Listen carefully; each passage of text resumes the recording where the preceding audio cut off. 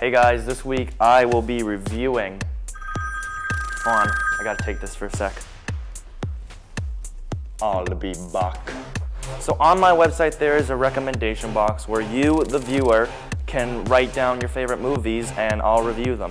One of the very first recommendations was the Terminator series. So in my opinion, there are only two Terminator movies. Go to your corner, Terminator 3 and Terminator Salvation. You've earned yourself a timeout. So this week I'm doing the Crowd Pleasers First movie battle. Yup, this week Terminator will be going against Terminator 2. The first Terminator came out in the year 1984. Its main character is a girl named Sarah Connor, who is your average girl next door. But then the Terminator arrives. His mission?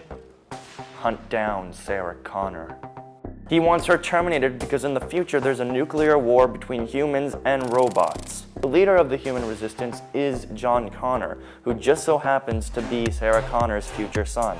Confused yet? So in order to prevent the Terminator terminating Sarah Connor, the Resistance sends back Kyle Reese, a Resistance soldier, to save Sarah and her future baby. Aw, that future baby is so cute. Thus creating one of the most iconic movie lines ever.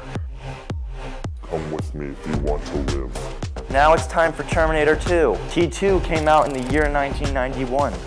Yes, that's right, this time Arnold comes back, but this time to save Sarah Connor and her son, instead of destroying them. After the events of the first film, Sarah Connor is declared insane and put in a mental asylum.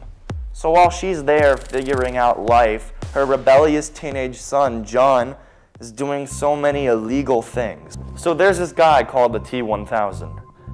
He is one of the definitive movie villains ever put on the screen. You can compare him to Anthony Hopkins in Silence of the Lambs, Javier Bardem in No Country for Old Men, Heath Ledger in The Dark Knight, and this guy.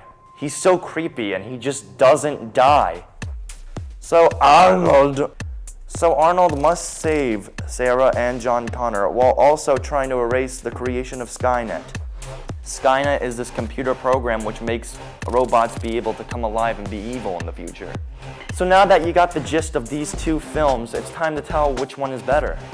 Terminator 1 is more quiet, which makes it very suspenseful. It's quiet. Too quiet. Terminator 2 is very, very different. It's much more of an action film. While T2 doesn't have the quiet suspense of the first Terminator, it does have something else to keep you on the edge of your seat. All the action is just so entertaining to watch. It also has stunning visuals for 1991. They still hold up today. Right about now, I'd say the two are tied.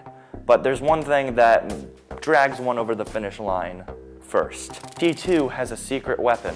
It has emotional depth.